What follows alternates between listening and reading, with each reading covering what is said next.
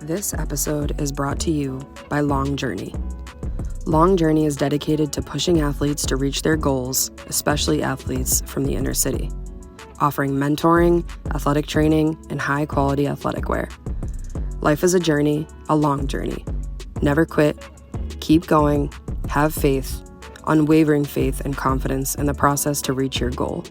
Go check out Long Journey.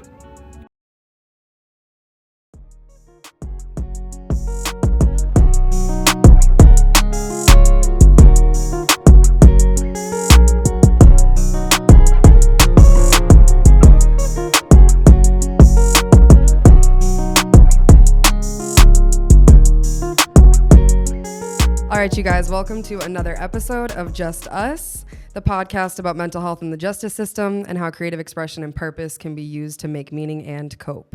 Today, I have another lovely friend of mine, Mr. Trevon Offley, the founder of WaveyBaby. And if you listened to last week's episode, you probably heard his name quite a few times. And so we had to get him in here.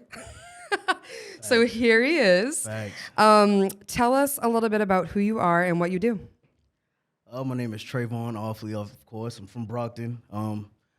Currently, all I do is just, I create. I do WaveyBaby, that's my brand.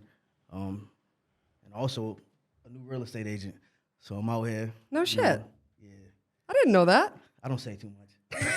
I just Every move. time you say something, I'm like, wait, what? I didn't know that. I don't really speak too much. I don't know. Like I said before, I'm in my own world. I'm like a groundhog.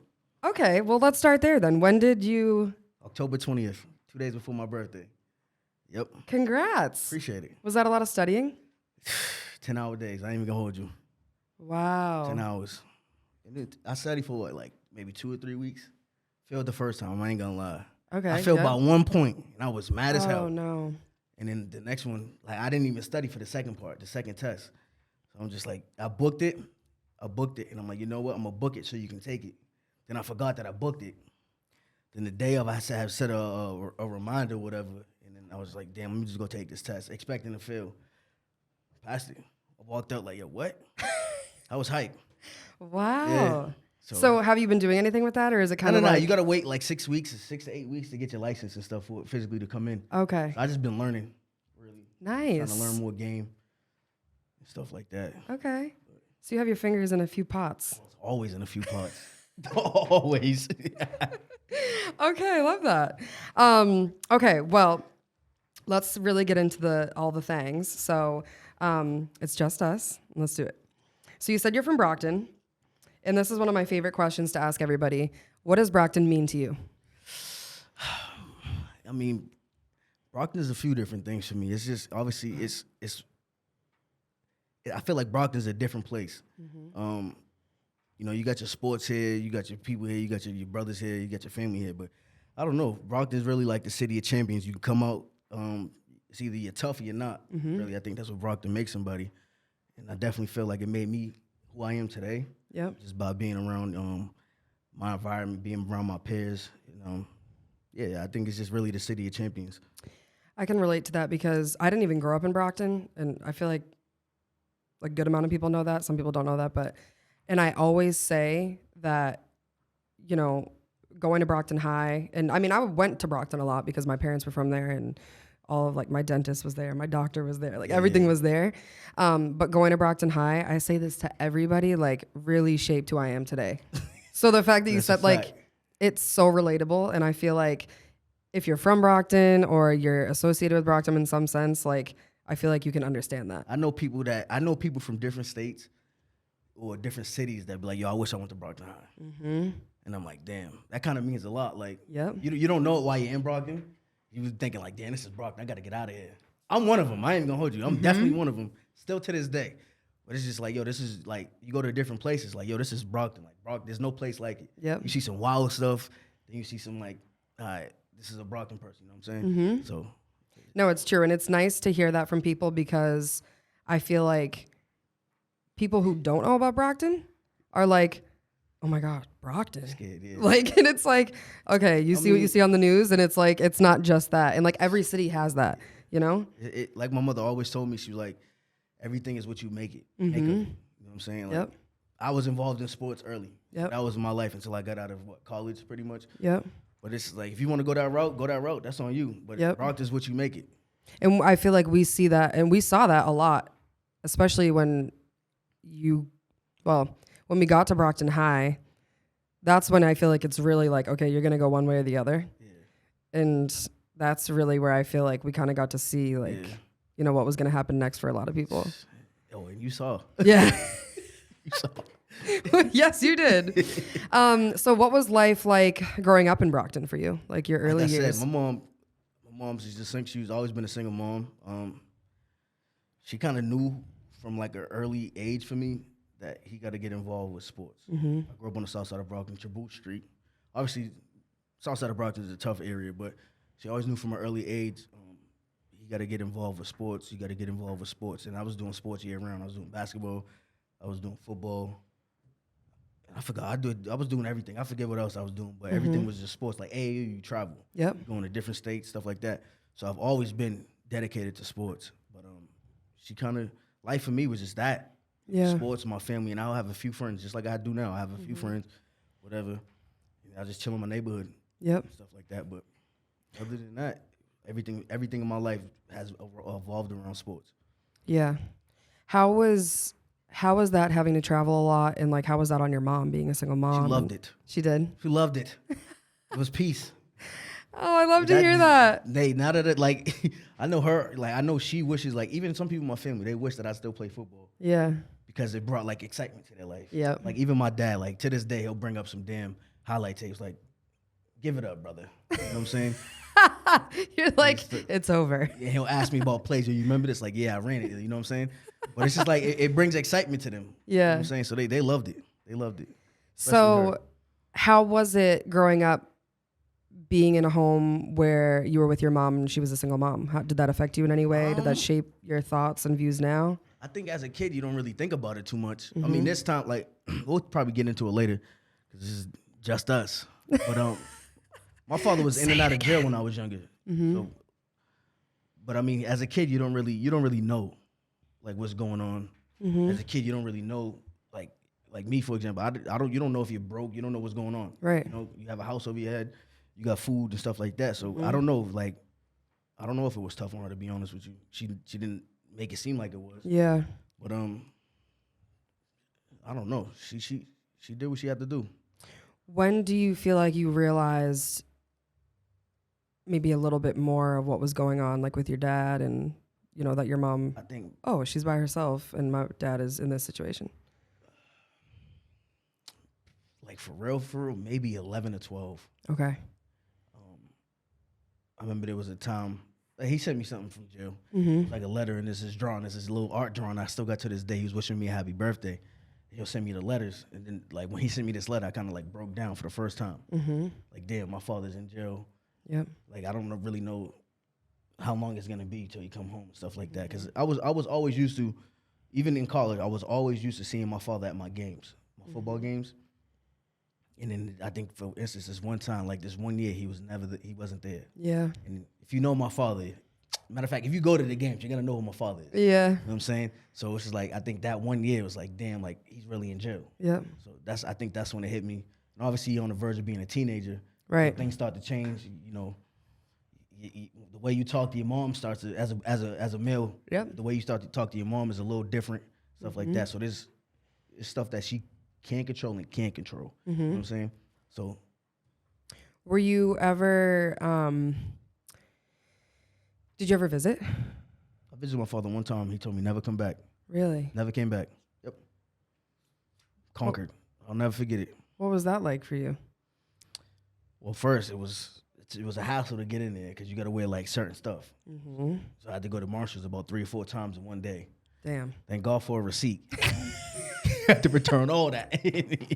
Thank God receipts were made. Yeah, that was a hassle. Then when you get in there, it's just like you got the inmates just staring at you, stuff like that. So it's just like, and the person I was at the time was like, "Yo, what are you really like? What are you looking at?" Right. But I was calm. But I don't know, seeing him in the uniform, he's always been a high spirited dude. Yeah. So he'll never let you see that he's struggling. Yep. But he's just like, yo, look around. Like, this dude right here is a murderer. This dude right here robbing people, stuff like that. He's like, yo, don't ever come back here. I'm like, all right, don't tell me twice. Straight up. Oh my I'll gosh. see you when you get out, my brother. Yeah. Call me, whatever. Yeah. Yeah, that had to have been, I don't know, I guess kind of eye-opening to see, like you said, especially someone who was so high-spirited all the time, and then you go and it's like, that's not what you see him as, or like, you know, like you said, being in that uniform, and that had to I don't have know. been- He's different though. Like, even if he calls me from jail, he'll be like, he's calling me like he's home, like not home, but he's always comfortable wherever he goes. He's him. That's what I respect about him. Is like hearing him like that in jail is like, all right, he's good. Yeah. You know what I'm saying? But that's it. Like, he's a different dude. Was it, were the visitations like an open room, or was it with the glass with the phone? That one was an open room. It was an open room? It was an open room. Okay. That's nice. Yeah. At least. I did, the open room was cool. Yeah. Okay. Do you feel like you ever felt any resentment for your dad for not being around sometimes? 2017, yeah. 2018. Before WaveyBaby started, yeah. Okay. Maybe a week or two before I created WaveyBaby. Okay. You'll probably get into it more, but yeah, that was a part of how WaveyBaby came. Okay. Yeah. So, okay, yeah, so we'll get into that then in a little bit, but how did you learn? No, that's not how I want to ask this. Was the justice system ever talked about outside of like, okay, my dad is somehow involved? Like in my family? Yeah. Nah, the only person that was in my family was getting arrested was my father and my brother. That's it. Okay. My grandfather always says, he's like, yo, I don't know, he probably got like 25 grandkids now. But he's like, I'm thankful none of my grandkids ever been arrested. Yeah. Or never been in jail, I'd say. But nah, the only thing I know is my brother, my father. Okay. Really. Like the main ones that's close to me, yeah, that's it. So you knew that they were involved, but it was never really talked about like, this is what, you know, the justice system, this is what this is, or like. I mean, my father would kind of break down certain things to me. But I don't know, there's something about me that's always been in my own world. Some of this stuff would be like one ear and out the other. Yeah. Like, I grew up with my mother. My mother raised me, so I kind of know what to do and what not to do. Because my mother always said, she's like, you go to jail, I'm not going to visit you. And if she's not going to visit me, I know nobody else is going to visit me. So I'm not letting that slide. So that's it. Like, I kind of knew what to do, what not to do. Like, the spankings were enough. Yep. Kind of. Like, until I got older, yeah, kind of. Yeah. Spankings were enough. So. Right. So do you feel like having family members involved in the justice system and like seeing, you know, family members incarcerated, do you feel like that shaped how you view the system now? Yeah, that and on personal matters, yeah. Okay. Definitely. I mean, yeah. Especially with my father, yeah. Okay. I mean, even on the outside, people who I know who's been arrested, Yep, in trouble for certain things, yeah, kind of. Do you feel like your view now is different from when you were younger? When I was younger, I didn't really pay too much attention to it. But now that I've dealt with own personal matters myself, yeah, super different. Super different. And you can say no, but do you feel comfortable talking about the personal matters? Hey, let me tell you this, right? I don't talk. So you better give yourself a clap or a pat on your back. That I'm gonna sit here and speak. Like, yeah, okay. Go ahead, be honest. I don't really talk. Like, yeah. I'm not big on it. So we know that you had family members involved, and then there's also personal things that happened to you that kind of shaped the way you view the system. Yeah. Okay, can you tell us about that? Which one? What do you want to start with? The personal matters. I've been arrested a couple times. Okay. Definitely. Definitely. But it shaped me into who I am. Yeah. But the stuff I've been arrested on was, stupid stuff that could have been avoided. Yep. That's a part of what WaveyBaby is today. I was a drinker, big drinker. But, some of that started when I was like 17 to 18. But the real running that I had was like 2014. This is when I'm sober. Like sober. I was just training for football or whatever. Like, didn't drink. All I had to do was drink water because my man Albert, shout out to Albert, that's my guy. Love this. Yeah. I'm going to give him his flowers. But just once. Albert's, let me go off topic. Albert has been him and his dad were trying to get me to work out with them for years, like before this whole situation happened. So high school, Albert will be training. I'll be out partying. So he'll be like, yo, you think such and such is training? Dion Lewis, that was the guy I looked up to, whatever. He's like, you think he's partying?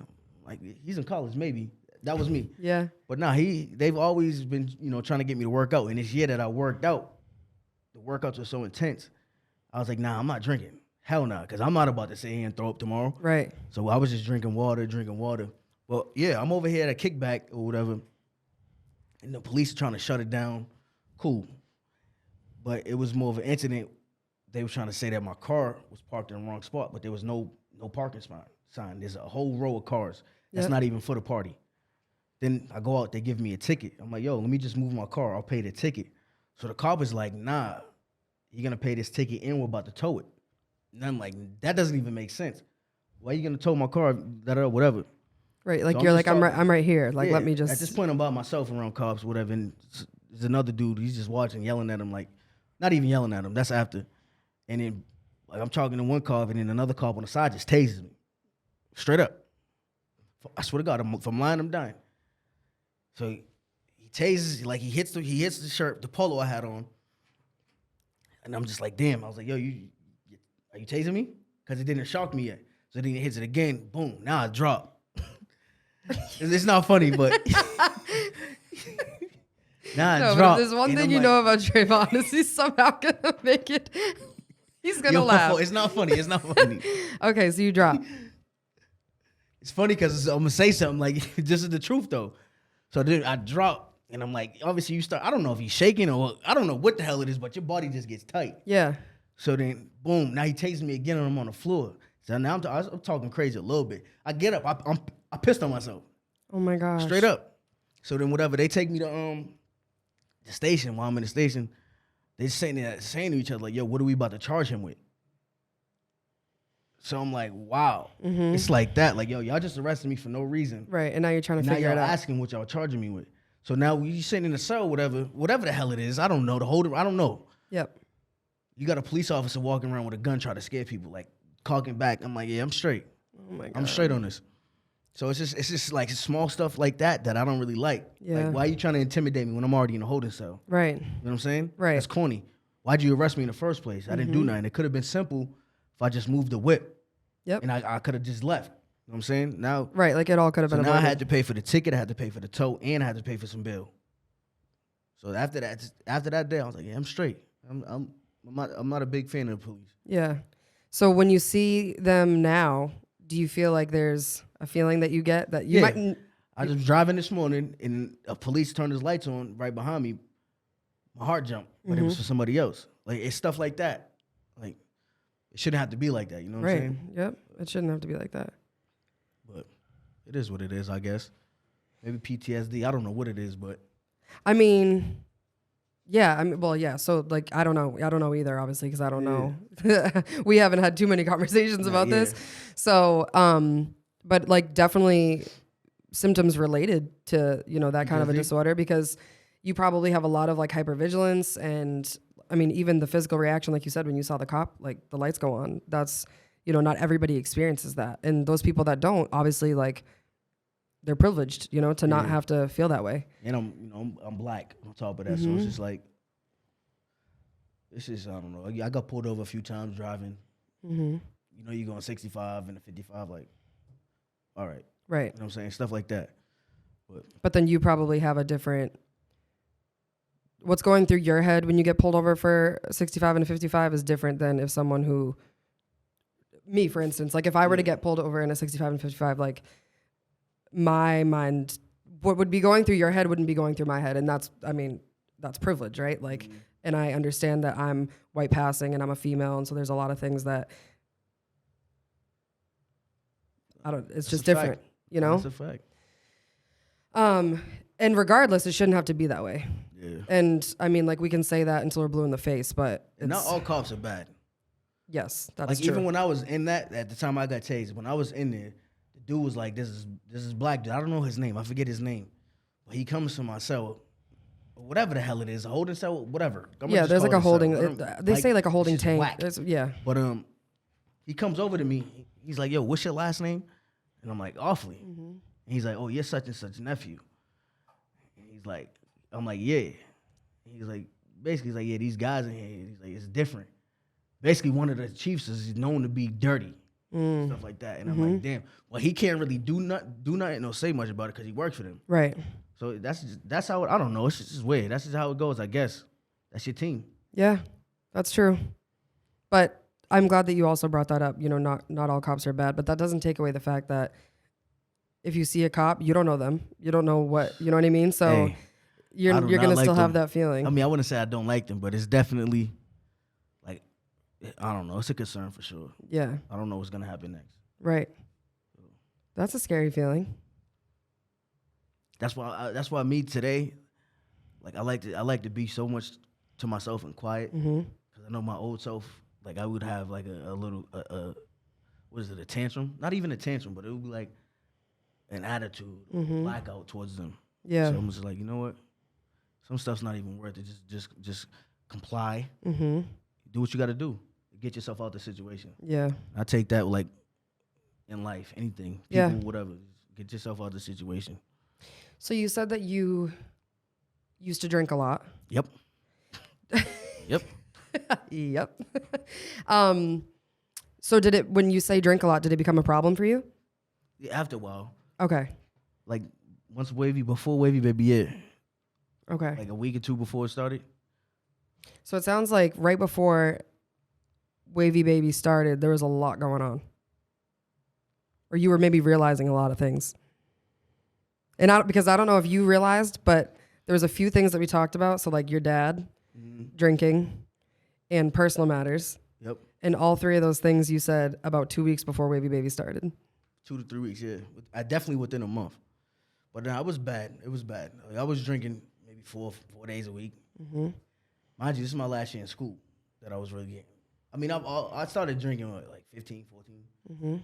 But I wasn't like a heavy drinker until I was like 17 to 18. But your body, you're young. Right. So you don't really understand your body. Like you can recover, you go work out. We're active at this time. So it was like kind of whatever to me. But there'll be glimpses of stuff that I do. Like, yo, you got to chill. Yeah. Like, you're a heavy drinker. You got to relax. You know what I'm saying? But it didn't start getting bad till like, what, 2000? I want to say 2000. I was killing myself. 2018, 100%. 100% killing myself. Wow. 100%. When did you realize, like, okay, this is not it. Like, I need to make a change. When I created WaveyBaby. Okay. Straight up. So tell me about how you came up with that, because I know WaveyBaby also has a lot to do with like self-confidence.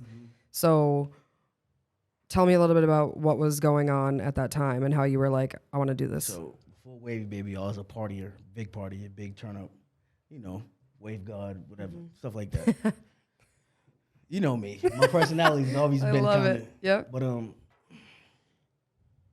before WaveyBaby, like I'll be in college and like it'll be like, yo, the wavy ones, or with the wavy ones, with the drinkers, boom, this is my crew. Yeah, you can say crew, team, whatever.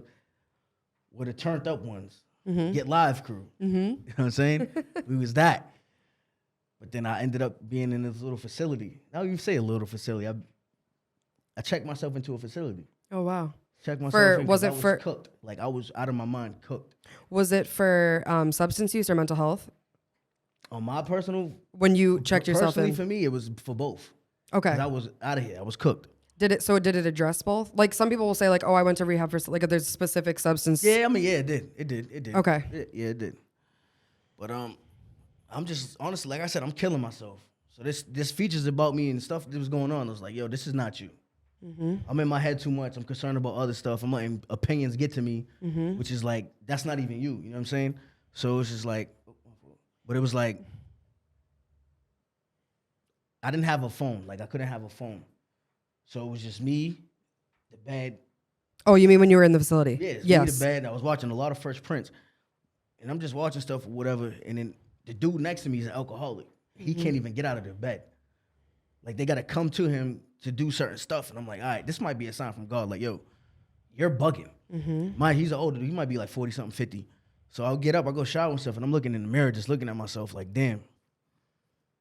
I gotta sit here and talk to myself up like, yo, okay, excuse my language, F it, you're the waviest person ever. Like, yo, you're him. Just to talk myself up until I really get to this point where I can believe it. Yep. So I kept saying it to myself every day, like, yo, you're the wave. That's like affirmations, like you're telling every day, every single day, you're the wave. You're the wave. But when I'm saying it like, yo, don't let these people's opinions get to you. Yep. Or be you. You know what I'm saying? Be yourself. Love yourself. Like, yo, your old lifestyle really just got you in here. That's not it. That's really not wavy. You know what I'm saying? So now my man Davison comes up. He comes visit me, whatever, and I'm just sitting there thinking, I'm like, yo, Davison, I'm about to start this brand or this clothing line or whatever. And I'm like, what you think? They used to call us wavy ones. What you think about WaveyBaby? And I'm like, yo, the reason I say WaveyBaby is because, yo, you're the gift from God. You are who you are. You know what I'm saying?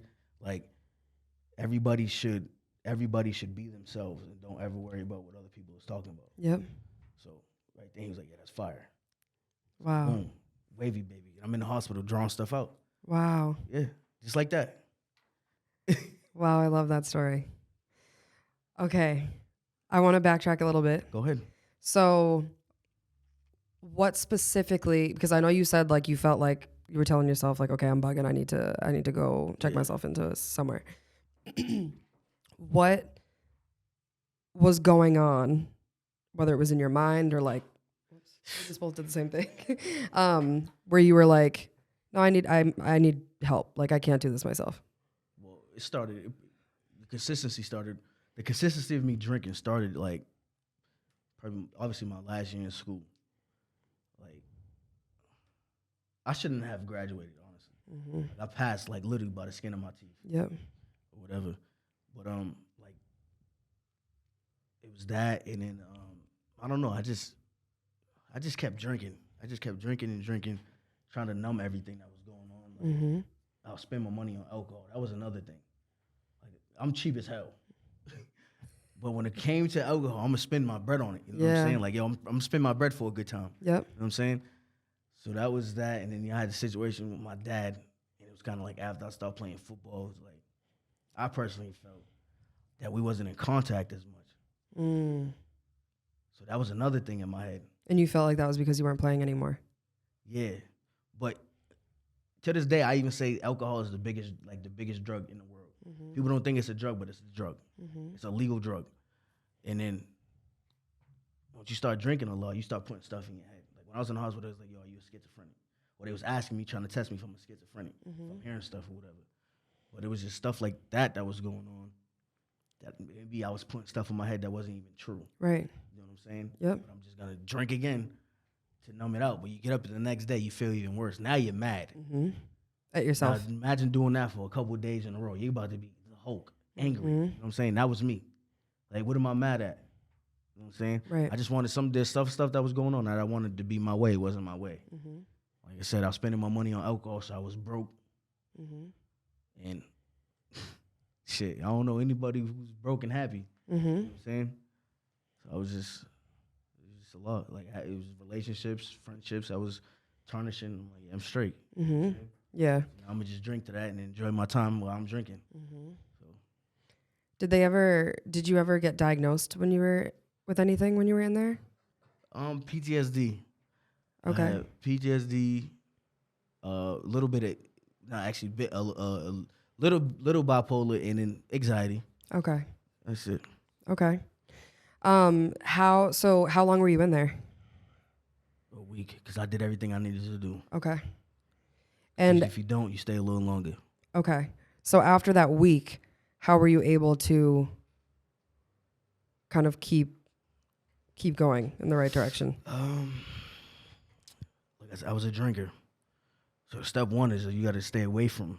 You got to stay away from, not even step one, just in life in general, you got to stay away from everything that's going to make a negative experience for you, a negative outcome, or just negative, just toxic situations. Just stay away from that. So that was really my main focus, and focus on anything that's going to help me grow. So now when I get out, I'm focused on really a brand. Yeah. I wouldn't even say brand at that point. It's just a clothing line. Yep. I'm focusing on that. So I just kind of shied away from hard liquor. Like, Yep. I can't. I to this day I can't do hard liquor because that brings me back to Right. what went on. Yep. You know what I'm saying? Did you ever go to therapy or anything? I tried it, Okay. but I think I had the wrong therapist Yeah, that's because after that, I don't know. I feel like at that point it was a money grab because he wasn't. I don't know. I think I just had the wrong therapist. yeah, and that happens a lot, and I think sometimes that makes people not want to go back or not want to, try to find the right one because it can take some time. Yeah. But you really have to like shop around for a therapist. I did have, I'm gonna give one shout out though. My guy Albert. When I say this guy, I'll be in the hospital, right? And when I say I'm just watching Fresh Prince of Bel-Air, they be like, they're coming from Albert's on the phone. Mm-hmm. Albert's on the phone. He's calling them to talk to me. And I'm like, damn, now that's loyalty right there. Yeah. Like, I give my man, like, that was special to me though. Yeah. Real talk. Because not a lot of people knew that I was in there. Right. Davidson and my man Brewster came up. They came and saw me. But Albert called me multiple times a day, every day. So I'm going to give him. Wow. I'm gonna give him his points for that. That's my guy. It seems That's like my guy. It seems like you guys have been there for each other through like everything. Because he said the same thing about you, kind of like he always had you to go to, and it sounds like he's the same for you. For sure. He knows me. We're Libras. Our birthdays are 9 days apart, but he knows me. Like if I'm quiet, he knows something's up. Because I'm not really too much. I don't speak about my feelings. Yeah. I be in my own head. So if I'm quiet, he'll send me a message like, giving me that affirmation that I used to give myself. Like, in his terms, he'd be like, don't forget who started the wave. Moses, something like that. You're Moses. Yeah. Like, he'll get real biblical and stuff, but it's like, he keeps me going. Yeah. It's not every day, it's at least every other day. Because me and him don't go no more than 2 or 3 days without speaking. Yeah. You know what I'm saying? Mm-hmm. He definitely, like, if I'm hard on myself, which I really am, he'll give me, like, he'll give me that motivation. Like, bro, you got to go. Yeah. You know what I'm saying? Go run the ball. Yep. Like we in high school. He's like, I'll block, you run. Boom. Yeah. It's like that. That's my guy. That's my dog. We love to hear that. The support is just amazing. That's my dog. So was mental health ever talked about when you were younger? Like obviously it sounds like you had your fair share of struggles as you got older and you kind of learned, what this was, but when you were younger, was it ever? Never. Okay, yeah. I don't think mental health was really a thing until like a few years ago. I wouldn't even say a thing, but I don't really think it was discussed until like the internet became popping. Like certain major. Oh, I understand what you're saying. Like it, just in general, like not talked about. Yeah. I think my upbringing it was a tough love family. Like my family's like big on love, but it's like if you fall, you got to get up. Right. You know what I'm saying? Like. My father, he's super tough. He's the most loving, tough person ever. Like, I'm a little kid and I'm like crying. I might be 5 or 6. He's like, oh, you're crying? Tell your mom, come get you. He's one of those. Yeah. You don't cry in front of him. So it's like ever since then, like at a young age, you got to be like tough. Now you start playing football. Now you got to be mentally tough. You got to be physically tough. So I don't really think mental health was a thing because I've always had to be tough. Right. You know what I'm saying? That's interesting. How do you feel now that like you're older and you can kind of look back and create your own opinion on that? Like thinking about your father saying that to you. Do you agree? Like, do you agree? In a way, I do agree. Yeah. Okay. I do agree. I know my dad, so I know where he's coming from. Right. Because you have to be tough in life. Yeah. If you want to get through it. That's all he was teaching me. Right. He wasn't saying it saying I'm soft. Well, I mean, maybe he was in a way as a little kid. Because if there were certain things like that'll make me cry back then, yeah, I probably wouldn't be who I was on the football field. Right. You know what I'm saying? So, I mean, I think like there's pieces of that message that you agree with. Yeah. Yeah. I feel what you're saying. And then as far as my mother, it was just like I had a loving mother, but she was still tough. Like she's very loving. Everybody knows my mom is cool as hell.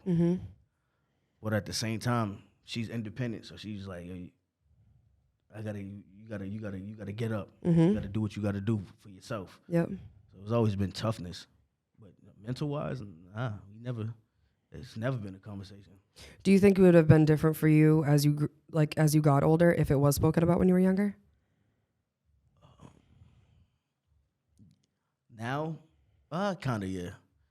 And I do think football plays a part of that because you get hit in your head all the time. Mm-hmm. So there's some days that my mother's like, I wish I never put you in football. Mm-hmm. All these head injuries. There would be days back then. I'm not saying now because this is old stuff, but it would be days I'll be like an aggressive person because of football, and she'll be like, "Oh, I don't know if this is from who he is or if it's from." She used to think I had CTE. Mm-hmm. Like if she can take my brain out and get it tested right now, she would do that. Yeah, she thought I had CTE because that aggression and the alcohol at the same time was like, it was bad. But yeah, and the alcohol probably just heightened it. Super heightened it. Yeah, I'm trying to tell people like, yo, alcohol and the anger or aggression, I'm like, that's just oil and water. Mm-hmm. She's gonna keep popping. Yep. Keep popping. So I stay away. I'm good. I stay away from that. And I feel like when we were younger, the head injury, like, I feel like that was never talked about. Like, people just went, they played football. It nobody talked about that. And I feel like, within the past however many years, there's been more discussion about, and now I think parents are becoming more nervous to put their kids in football. That's what I'm saying. So, like, think about it. So our generation is saying, be tough, be tough, be tough. Mm-hmm. You got this old generation that with the one strap helmet that's talking about, we're the toughest. We're the toughest. But that's the generation that's more 40. Right. They're gone. Some of them are gone. Yep. Like I was talking to this Army veteran the other day. His mental is just gone. Mm-hmm. You know what I'm saying? Yep. He was just talking about how Marines and stuff they're usually like the ones that really suffer from that the most. Mm-hmm. But I don't know. I think the generations are different. Yeah. As far as how mental health goes. How do you take care of your mental health now? I'm older now, so there's stuff I gotta focus on. Like I got a business. Mm-hmm. You can't really let nothing come away from get in the way of your elevation. Mm-hmm. And the mental health now, before it used to be old stuff. One, I don't drink hard liquor. Mm-hmm. I will pop some champagne though. Mm-hmm. Tell you that. But that's the takeaway. Like I don't drink hard liquor anymore. I don't sit and be around stuff that is gonna trigger me or piss me. I'm not gonna argue with anybody. Before I would definitely argue with you. And if you got physical. But now I'm not about to say and argue with you about what. But I just chill. I'm around people I need to be around. I'm around like-minded people. My man Albert, my man Davison, my household. Yep. My cousin, the rapper. But you got to be around like-minded people. Yep. Stuff. If you're around anything that's toxic, that's gonna trigger you, you might go backwards. You know what I'm saying? Bless you. Wow, that's the first time that's happened. Yep. Keep that. Sorry. Keep that. Oh my gosh. Yes, I think, and so that seems like something so simple, but that really is taking care of your mental health. It's a process. Like me, like what I really like to do, I'm not a person, I don't go out. Mm-hmm. I told you, I am a groundhog. Mm-hmm. I like to we call it a lap. Mm-hmm. I'll get in the car and just cruise. Mm-hmm. That's what I do. Yep. Put the music on and just chill. Like, I get away from, if I got to clear my head and if I'm not creative or if I'm not thinking, I'll just get in my car and do that. Mm-hmm. That's funny that you say that because I can actually relate. I used to do that. I mean, I still do that. But when I was in like a really, really bad place mentally, I would do that a lot. And I think my mom eventually realized like the connection between the two, like, oh, she's not doing so well. And then she goes for a drive. And so she got nervous. She was like, I don't really like that. Like when you're not in a good state, you're driving. And I'm like, no, but it really does. It helps me like with the music, just driving, kind of like taking a minute to clear your head or whatever it is. So yeah, I can relate in that way. Yep. But I also am glad that you brought up the fact that you have a business and you can't let anything get in the way of that.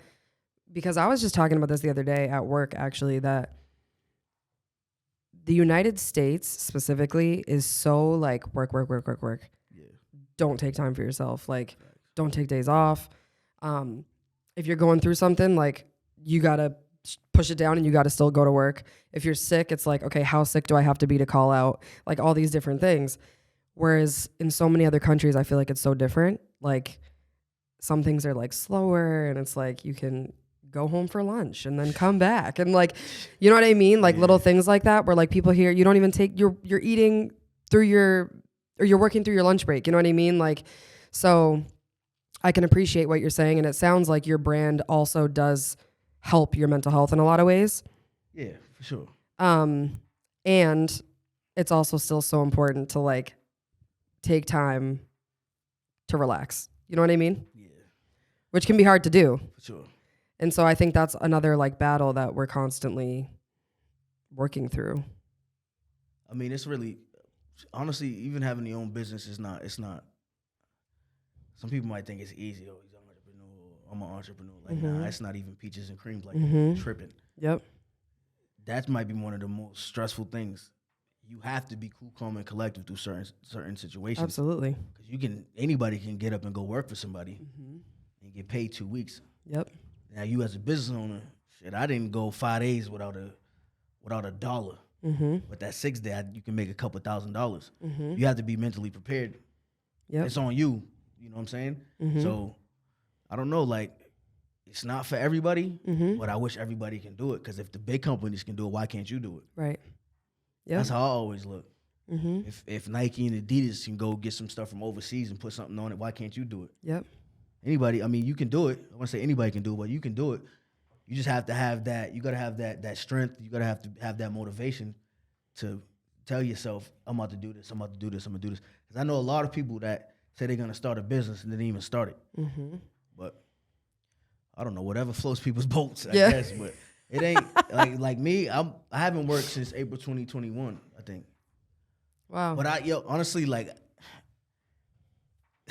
I get mad when I work. There's certain things that I don't like to see. Yeah. Like, if I feel like a slave, like, nah, I'm straight. Like, my mother always said, like, you're not a person that's going to work for somebody. Mind you, I'm a great worker. If I do have a job, I'm excellent, superb. Give me a raise. That's me. Yep. But she's always been like, you're the type of person that doesn't need to have a job. Yeah. You work for yourself. Right. Stuff like that. But it'd be small stuff that I see, like, yo, I'm not your slave. Don't even talk to me like this. You're bugging. But I don't know. I think I wish everybody can have their own business, do their own thing. Yeah, I mean, even if it's something that they can just put their energy into, that's not their, for sure. Like you said, like a 9 to 5 or whatever it is. Like, I don't know, something that you're passionate about that you can kind of like fuel your days or your motivation or whatever it is. And you can learn a lot from that also. My boys motivate me though. So there be days that I'm not even creative. There be days that I'm just flat. Like, I can't even think. I'm like, there's other stuff that's going on in my life. Like, I didn't even make nothing. You know what I'm saying? But I see my cousin rap. Damn, he just sent me a song. It's just kind of fire. I won't tell him. Maybe I will sometimes, 50-50. But I'm like, damn, this is tough. Like, all right, cool. Yeah. And my man Albert, he'll drop some long journey stuff. He's in the gym, like, really training people. Like, going ham. It's stuff like that I need to see. And Davidson's outside training people. It's stuff like that I need to see that's going to get me going. Yeah. It's small stuff. Because it's easy for me to sit up and just sit on my butt sit on my butt like depressed. I've been there before. Yeah. It's easy for me to go back and do that. But it's just small stuff that keeps me motivated. I think, and just being aware of that is huge. Like, knowing what motivates you and knowing that you are also very capable of slipping back into that space of like easy. Yeah, you know? Easy. It almost caught me a few times. But I got good friends, I got good family, so they kind of make sure, like, we know where you've been, you're not gonna go back over. Right. And even if you have days that like you might feel like, you know, you're at that moment or you're at that point, I think as long as you don't get stuck there, you know what I mean? Which is like obviously we all have those days. We all have days where we're like, oh shit, like, you know what I mean? Like, this is not looking good. No, that's a fact. Or a few days even, like a week, whatever it is. But like knowing that, like, okay, being aware of that and knowing what it takes to get you out of that is so important. Like I said, I'm around a good environment now. Yeah. That's huge. I'm around good people, people that want to go. Is that like there's a lot of people that it'll take for you to have to really look at, like, yo, they're not even trying to do nothing with their life. Right. You can't be around that. Yeah, you gotta be around people they want to open a gym, they want to open a facility, they wanna open a studio, stuff like that, or they want to open a dealership, stuff like that. That's giving shit. Excuse me. You can say shit. I just said shit. Even like, yo, there'll be people like, yo, I'm trying to get my credit right. Yep.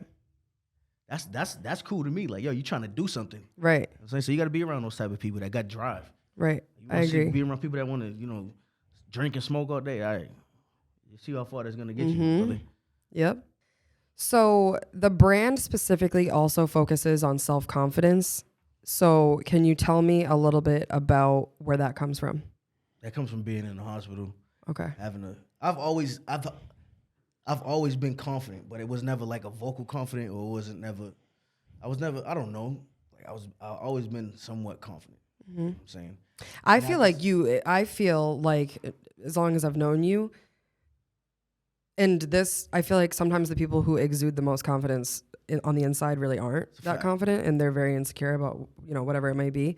But I do think that you're someone who does exude that. So that's why I think it's interesting. When I first learned that, self-confidence wasn't even on my mind when thinking about how WaveyBaby came about. So, sorry to cut you off, but. It'll be, I don't even know if I really thought about confidence so much back then. But it'll be small stuff. But, I've always considered myself to have heart. That was my confidence. But that was, football related. That was, being aggressive related, stuff like that. Yeah. But it'll be small things that I would like start thinking, damn, do I really have the confidence? Then, like I said, Albert, if it was football related, I would be like, yo, you're better than that. You're better than boom, boom, boom, boom. Stop questioning it, just do it. Stuff like that. Yep. But now when I was in the hospital, that's when I had to really tell myself, yo, you're him. Yo, you're God's son. You're not dead. You know what I'm saying? You're not dead. You could have been in jail. You could have been dead. Yep. You're not. So you look at yourself every day and be like, yo, appreciate who you are. Yep. Appreciate your life. Appreciate everything, how you look. Appreciate your height. Stuff like that. To this, I don't care. It might sound real cocky, but I just be like, yo, because I know I got a good personality. Yeah. I'm not the tallest person in the world. A short king. If I can make you laugh, if I can make you smile, right. That's good enough for me. Yeah. I call that the wave effect. You know what I'm saying? That's more confidence for me is the wave effect. It's regardless of what goes on, if you stop talking to me, we haven't talked in 2 years, you'll always remember me. Yeah. So that plays another part of my confidence. I tell myself every day, yo, you're WaveyBaby. You're WaveyBaby. That's it. You're definitely someone who I think is easy to pick back up with. I know that, I don't know how long we went without talking, and then Too damn long? Yeah. No, seriously though. And then I think I literally hit you up about WaveyBaby. Yeah. And I came to see you to try on the stuff, and it was no time had passed. Yeah. You know what I mean? That's me though. Yeah. And so that's also very hard to find. Yeah. So I think that it's such a good quality. If you could describe the clothing of WaveyBaby in one word that's not wavy. It's easy. Quality. Okay. Now let's do 3 words. What was it made before? Quality at its finest. Okay. It's like that. Just like that. You get what you pay for. I love that. Yep. You get what you pay for. And that's so true. Honestly, quality, yeah. I'll just say that. No, but that's actually so true. Right before we even started, I was out there and I was like, I had the shirt and I was like, I love the material of this shirt. It feels good. I get it. I had a couple of DMs be like, yo, damn, this feels like designer stuff. I'm like, damn, thank you. Yes. But that comes from a lot of research though. Because there was times at the beginning where I used to ask people like, yo, where you getting a Gildan t-shirt from? Right. With your tagging, like, yo, how you doing this? They wouldn't even tell me. So now I did my own research. Right. And it's real detailed. So I got into the details of stuff and I started doing my own homework. I was like, all right, cool. That's what I'm gonna do. Yep. I'm gonna give people what they what they're paying for. Right. Because it ain't cheap, but it's really not. It's not cheap. Yeah, I can imagine. I mean, that shirt. What is that material? I don't even know. That's a secret. Oh my God. No, I'm playing. It really? No, I'm playing. That's it's stretch cotton. Index cotton. Oh, okay. Yeah, it's nice. That is made from Asian bamboo fabric. For real? No. I hate you. Oh my. You should tell people that though. Nah, I don't be lying. I can't lie. I ain't about to get no bad reviews. I'm straight. Oh my gosh. Oh, that's too good. Okay, so how do you envision WaveyBaby evolving? it's turning more into a lifestyle brand, everyday thing. As far as even gonna get entertainment going soon. You just gotta find the right vision. Yep. So obviously, you got the streetwear, the apparel, entertainment, and do a little West Coast vibing. There's a lot of land out there, so hopefully get into the cultivation one day. Okay. That's really a major goal. But and also liquor, alcohol, stuff like that. Not even alcohol, champagne. Yeah. Okay. That's really what I want to do. Champagne. Nice. It's classy. Yeah. Do you feel like going into that side of business could be an issue for you? Could it be what? Could it be an issue for you? 100%. Okay. 100%.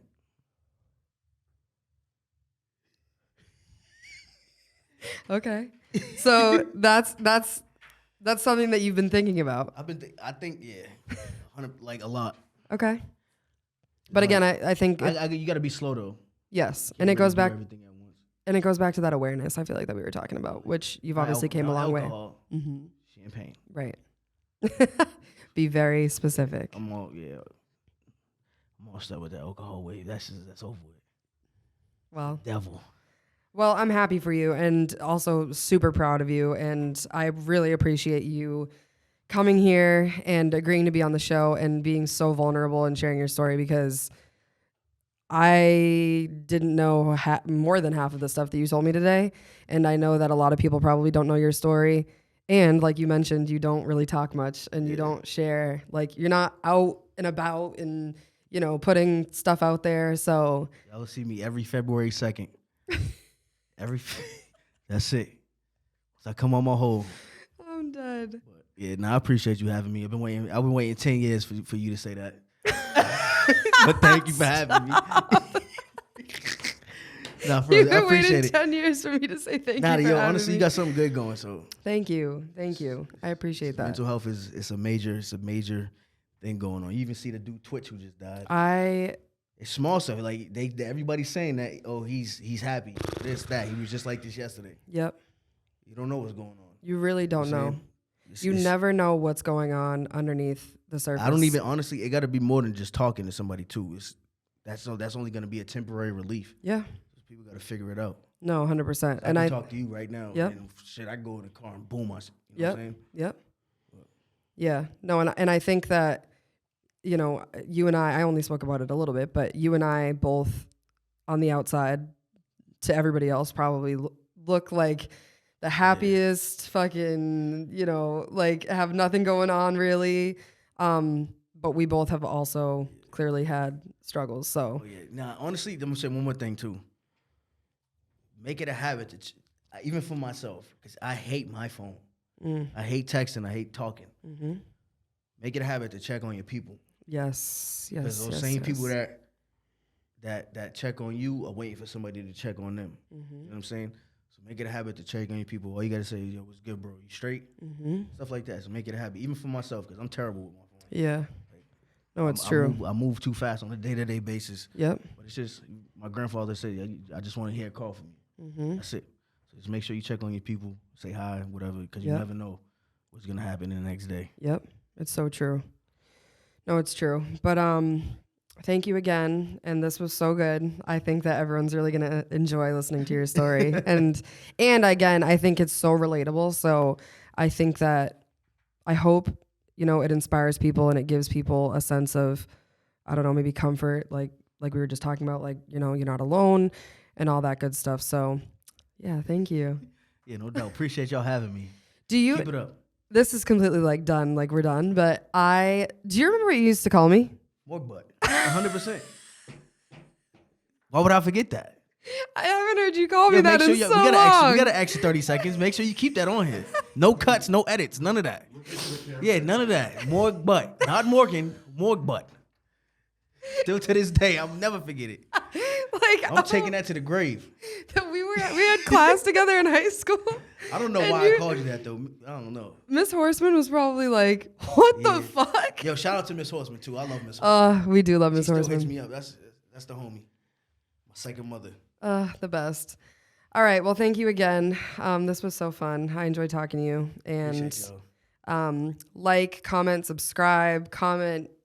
I think I said comment like twice. Tag. Comment. Tag. Do you want to plug yourself real quick? Yeah. Follow the business page at thewaveybaby. THEWAVEYBABYY. Or hit me up at t.offley@hotmail.com. Amazing. Bye, guys.